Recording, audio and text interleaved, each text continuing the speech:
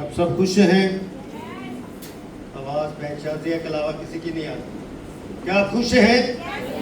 کیا واقعی خوش ہیں؟ جاگ رہے ہیں؟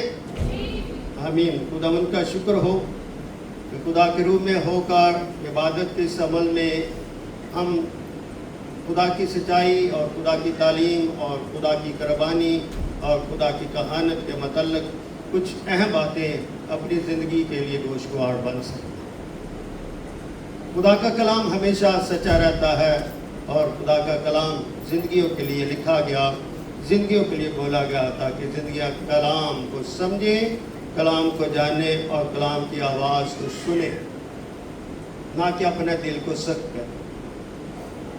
سخت زندگی ایک بنجر زمین کی مانند ہے، مگر نرم زندگی اس زرخیز زمین کی مانند ہے جس پر بیج بویا جاتا ہے اور وہ بیج پھل آتا ہے۔ اگر ہم مسیح میں پھل لانا چاہتے ہیں تو مسیح کی باتوں کو بڑے ایمان سے، اپنے ایمان کے ظرف ظہور سے ہم نے سیکھنا ہے تاکہ ہم حقیقی مسیح کی دلہن بنیں۔ آج کی تلاوت بمطابق رسول خط عبرانیوں کی کلیسیا کے نام اور اس کا 5واں باب، اس کی پہلی 2 آیتیں مبارکہ آپ نے سنی، ایک دفعہ پھر پڑھتے ہیں۔ لکھا کیونکہ ہر سردار کاہن آدمیوں میں سے منتخب ہو کر آدمی ہوئی کے لیے ان باتوں کے واسطے کیا کیا گیا؟ مقرر کیا جاتا ہے جو خدا سے لا کر رکھتی ہیں۔ خدا ان کی پہلی آیت میں لکھا ہے کہ کیونکہ ہر سردار، آج کا جو عنوان ہے یسوع کاہن ہے۔ یسوع کیا ہے؟ کاہن ہے۔ ہم میں سے کتنے لوگ جانتے ہیں کہ یسوع مسیح کے پاس کتنے عہدے تھے؟ کتنے عہدے خداوند یسوع مسیح رکھتا ہے؟ یسوع مسیح کے پاس 3 عہدے تھے، نبی کا، کہانت کا اور بادشاہی۔ یہ 3 عہدے انسانیت کے لیے ایک سبق آمول ہے تاکہ خدا کے بات کو ہم سمجھے کی ترجیحات حاصل کریں۔ ہماری ترجیحات کچھ اور طرح سے ہوتی ہیں، مگر کلام خدا کی جو ترجیحات ہیں روح کے وسیلے سے ہمیں خدا کے کہن کا درجات عطا فرماتے۔ پہلا کہن ہارون تھا۔ کیا تھا پہلا کہن؟ ہارون تھا۔ یسوع مسیح کے پاس جو 3 عہدے تھے اس میں نبی، کہن اور بادشاہ۔ موسیٰ نے آنے والی باتوں کی نبوت، موسیٰ نے آنے والی باتوں کی نبوت کی، اور یسوع مسیح جو زندگی اور ابدیت کا کہن ہے، خدا نے ان باتوں کو کیا کیا؟ پورا کیا۔ یسوع مسیح جب آسمان پر ٹھہر جانے کی نسبت سے وہ ابدی کاہن ہے۔ کیا ہے وہ؟ ابدی کاہن ہے۔ کاہن وہ شخص ہوتا ہے جو دوسرے آدمیوں کی خدا کے سامنے کیا کرے؟ نمائندگی۔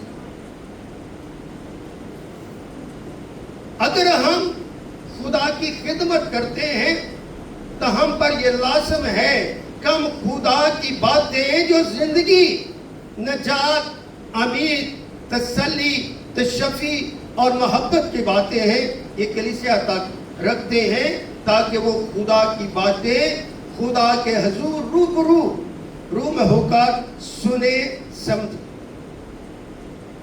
سمجھ جو ہوتی ہے وہ خدا کی برکت کا حصہ ہے۔ اس برکت کو حاصل کرتے رہیں تاکہ آپ کی زندگی جو ہے وہ پاویتر ہو۔ اگر ہم زندگی رکھتے ہوئے، زندگی کے مالک پر ایمان رکھتے ہوئے، اس کاہن پر ایمان رکھتے ہوئے ہماری زندگیوں میں کمیاں ہیں، خطائیں ہیں، خلا ہے، اس کا مطلب ہے کہ ہم خدا سے کچھ دور ہیں۔ اپنی دوری کو دور کریں اور خدا کی آواز کو سنیں اور مسیح کی تعلیم کو۔ جب ہم آواز سنتے ہیں کہ مسیح کی تعلیم یعنی سچائی اور صداقت اور فضیلت اور اس کی بشریت اور اس کی جلالیت اور اس کی جمالیت ہم اس کا تجربہ کرتے ہیں. ہاں یسوع مسیح ہمارا کاہن محکم کاہن ہے اور وہ آدمیوں کے سامنے ایک نبی کی صورت میں بھی پیش ہے. کاہن کے طور پر, نبی کے طور پر بھی اور بادشاہ کے طور پر بھی. اور وہ میرا حقیقی پریسٹ ہوڈ ہے. اس لیے تاکہ میں اپنے گناہوں سے نکل کر اس قدوس ربل الفاظ کے ساتھ اپنے تعلقات کو بڑھاؤں. ہمارے تعلقات انسان کے ساتھ, خاندانوں کے ساتھ اور رشتہ داروں کے ساتھ, کلیسیا کے ساتھ, ان تعلقات سے اہم تعلق جو ہے وہ خدا میں ہے. اگر ہم خدا کے ساتھ تعلق بڑھاتے ہیں تو ہم خدا کے کہنوں میں شریک کیے جاتے ہیں. ہماری شراکت اور عمل کا تعلق خدا اور اس کے روح اور اس کے کلام کے ساتھ, کیونکہ یہ روح کا کلام ہے اور روح کے وسیلے سے لکھا گیا. جب اس باتوں کو ہم سنتے, پڑھتے, جانتے ہیں تو روح ہمارے زندگی کے لیے فوجیت کا کردار ادا کرتا ہے. کچھ کلیسیا جو روح کو پورے قوت کے ساتھ, بڑی فضیلت کے ساتھ جو ہے بڑا درجہ دیتی ہیں, وہ باپ سے بڑھ کر, بیٹے سے بھی بڑھ کر اس کو درجہ دیتی ہیں. حالانکہ روح القدس جو ہے باپ اور بیٹے کے لیے بھیجا گیا ہے تاکہ باپ کی نسبت سے, بیٹے کی نسبت سے ہماری جو ترجیحات ہیں وہ خداوند میں پرفضل. روح ہمیں پرفضل بنانا چاہتا ہے, خدا باپ, خدا بیٹے اور خدا روح القدس میں. اس لیے روح القدس جو ہے ہماری صلاح کاری کا کاہن ہے. کیا ہے وہ صلاح کاری کا کاہن ہے؟ یسوع مسیح جو ہے وہ میری نجات کا کاہن ہے, میرے ڈھانپنے کا کاہن ہے, میرے گناہوں کو دور کرنے کا کاہن ہے, اور روح القدس میری رہنمائی کا کیا ہے کاہن ہے. اس لیے میرے عزیز بہنوں بھائیوں, اپنے آپ کو خدا کے سامنے اس طرح پیش کریں کہ آپ خدا کے طالب بن سکیں. ہماری طالبیت جو ہے اس میں کمیاں ہیں. خداوند یسوع مسیح جو پہلی آمد ہے, اس آمد میں ہم دیکھتے ہیں کہ یسوع مسیح کلام مجسم, کلام متجسد کیا ہے, وہ جسم لیتے ہیں, وہ انسانی حالت میں پیدا ہوتے ہیں, کلمے کا ظہور ہوتا ہے. کلمہ جو ہے وہ انسانیت کو لے لیتا ہے, انسانیت کو پہن لیتا ہے, اور وہ میرا ایمانویل بن جاتا ہے. جس کے بارے میں یسایہ نبی فرماتا ہے, دیکھو کنواری حاملہ ہوگی, بیٹا جنے گی, اور اس کا نام کیا رکھنا, من میں رکھنا, جس کا تبع خدا ہمارے ساتھ. یہ جو خدا ہمارے ساتھ ہے اور یہ کلمہ جو کہانت کا بھی کردار ادا کرتا ہے, یہ میرے خدا کا ظرف ظہور ہے. کیونکہ کلام سکھاتا ہے خدا کو کبھی کسی نے نہیں دیکھا, اکلوتا بیٹا جو باپ کی گود میں اس نے کیا کیا. یہ جو کاہن ہے, یہ جو پریسٹ ہوڈ ہے, یہ جو ہمارا درمیانی ہے, یہ میری زندگی کا کیا ہے, خیمہ اجتماع ہے. یہ قربان گاہ ہے جہاں پر ہم اکٹھے ہو کر خدا کی شکر گزاری کرتے ہیں.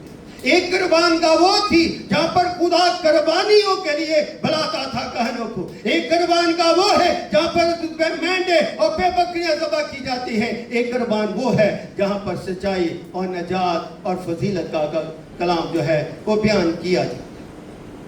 اس لیے پہلی آمد میں یسوع خادم کی صورت میں زمین پر آیا, اور یسوع نے اپنے دعووں کو کیا کیا, پورا کیا. یوحنا کی انجیل اس کا 7 باب 16 سے 20 آیت میں پڑھے تو ہمیں پتہ چلا.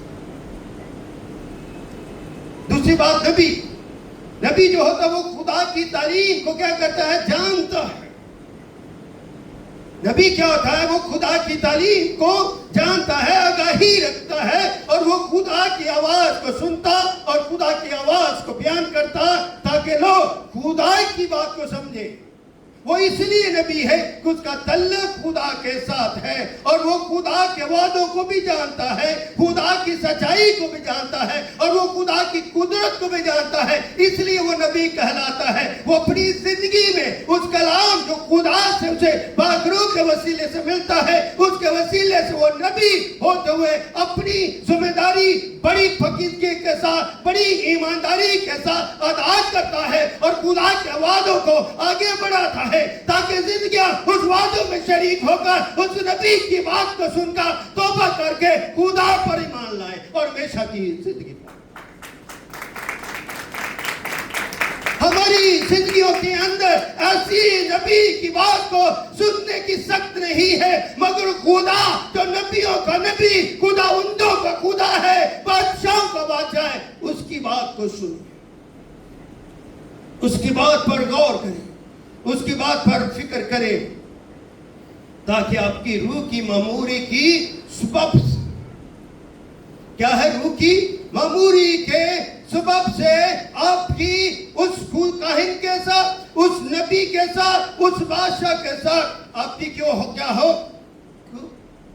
تعلق ہو, واسطہ ہو, آپ اس کو جان سکے, وہ آپ کو جان سکے. یسوع مسیح نے جب اپنے شاگردوں سے کہا کہ لوگ مجھے کیا کہتے ہیں, کسی نے کہا تو موسیٰ ہے, کسی نے کہا تو نبیوں میں سے نبی, تو کاہنوں میں سے کاہن ہے, تو ایلیا ہے, مگر پترس نے کیا کہا, تو زندہ خدا کا بیٹا کیا ہے, مسیح. تو زندہ خدا کا بیٹا کیا ہے, مسیح. یہ جو مسیح ہے یہ مسیح کیا ہوا, یہ دو ذاتیں رکھتا ہے, انسانی ذات اور الہی ذات. یہ انسانی ذات میں بھی کامل ہے اور الہی ذات میں بھی کامل ہے.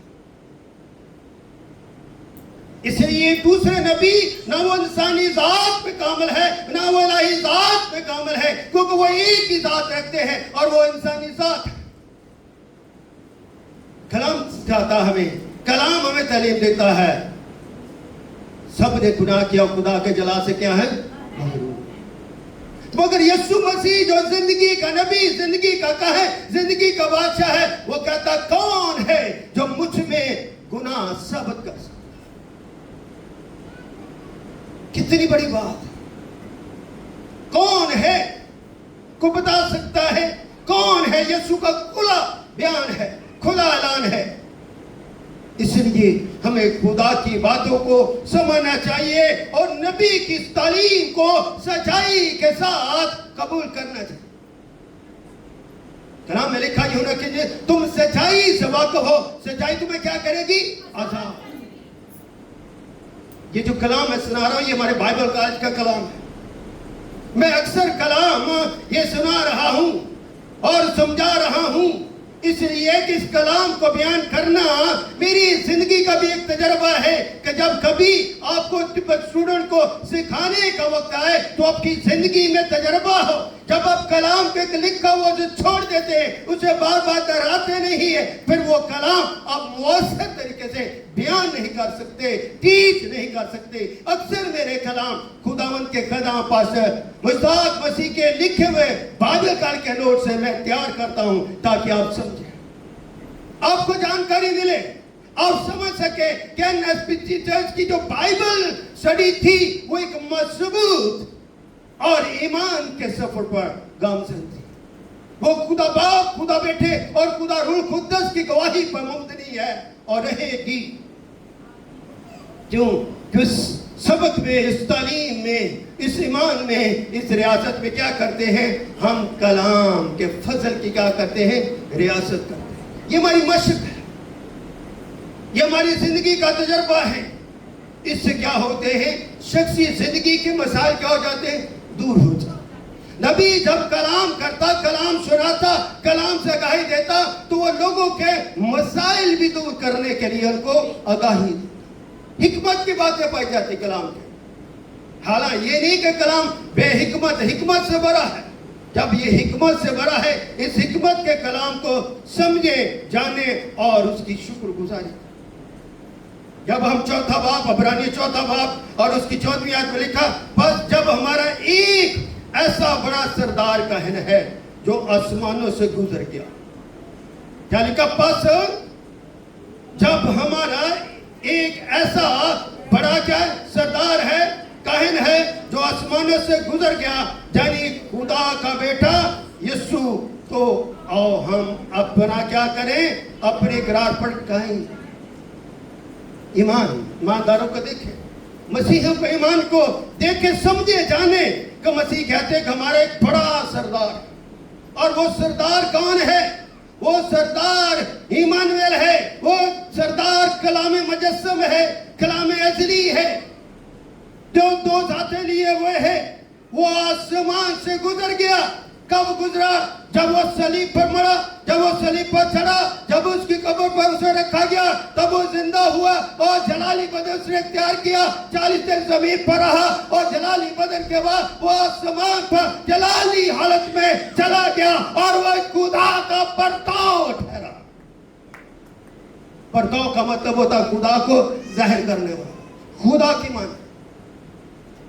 क्या वो ठहरा खुदा का परताव?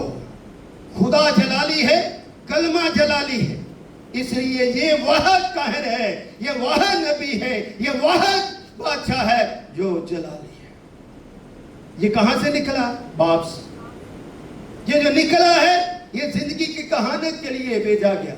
ये आसमान की भी कहानत है और जमीन की भी कहानत है, और इसकी कहानत का इख्तिताम नहीं। इसकी कहानत क्या होगी? अब्दी होगी, जलाली होगी, क़यामती होगी, और ये कहीं से भी गुजर सकता है। ये पत्थरों से गुजर सकता है, ये दीवारों से गुजर सकता है, ये चट्टानों से गुजर सकता है। इसको कोई रोकथाम नहीं है। जब इसे रोकथाम नहीं है तो कलीसिया को भी रोकथाम नहीं है। जब कलीसिया जिंदा होगी, जलाली बदलेगी, तो खुदा की गवाह बनेगी। आमीन। कितने बड़े आपके पास इख्तियार। बादशाह यीशु क्या है? बादशाह। रब खुदावन बादशाह है, वो जलालदा बादशाह। ज़बूर 24 में हम गाते हैं, रब खुदावन बादशाह है, वो जलालदा बादशाह। यीशु मसीह की आमद सानी, जब वो इंसानी हालत में आया, जमीन पर उसने बादशाही का किसकी? मोहब्बत, तौबा की, मखसी की और नजात की। वो अपने बाप के तक से आया, जिसके तक पर हमेशा क्या है? खुदा के फरिश्तगान क्या करते हैं? कदूस कदूस तारीफ करते रहते। ये उसके बादशाही से वो निकला और बादशाही के लिए आया, ताकि लोगों को बादशाही अता की जाए। यीशु मसीह ने शिगिर्दों पर कहा, जिनके तुम गुनाह माफ करोगे उनके माफ किए जाए, जिनके तुम कायम रखोगे उनके कायम रखे जाएंगे। ये उसकी बादशाही का उसूल है, ये बादशाही का जो है इख्तियार है। और बादशाह अपने गुलाम को, अपने शागिर्दों को इख्तियार देता है, जिनके तुम गुनाह माफ करोगे माफ किए जाए, और जिनके कायम रखोगे कायम रखे जाए। इसलिए ये बादशाह है क्या है? मेरी माफी का, मुझे माफ करने का इख्तियार रखता है। इस बादशाह के खून के अंदर मेरा कफारा छुपा। इस बादशाह के सिर्फ 2 मिनट का और कलाम, इस बादशाह के अंदर मेरा क्या है? कफारा छुपा है। मेरे गुनाह का कफारा, मेरी फकीजगी का कफारा नहीं, मेरे गुनाहों का कफारा, मेरी नजासत का कफारा। ये बादशाह मेरे कफारे को कबूल करता है। ये एक बादशाह मेरे कफारे को डालता है, ताकि मेरी जिंदगी नहीं हो जाए, मेरी जिंदगी पवित्र हो जाए, मेरी जिंदगी के अंदर ताकत आ जाए, मेरी जिंदगी के अंदर कुदरत आ जाए, मेरी जिंदगी के अंदर सलामती आ जाए, और मैं खुदा के बातों पर अमल कर सकूं। खुदा की बातें क्या? कितनी सादा। बस तुम जाओ, गैर कौमों को क्या बनाओ? शागिर्द बनाओ। उनको खुदा बाप, खुदा बेटी और खुदा रूह कुद्दस के नाम से क्या दो? उनको तालीम। मैं हमेशा क्या रहूंगा? तुम्हारे साथ रहूंगा।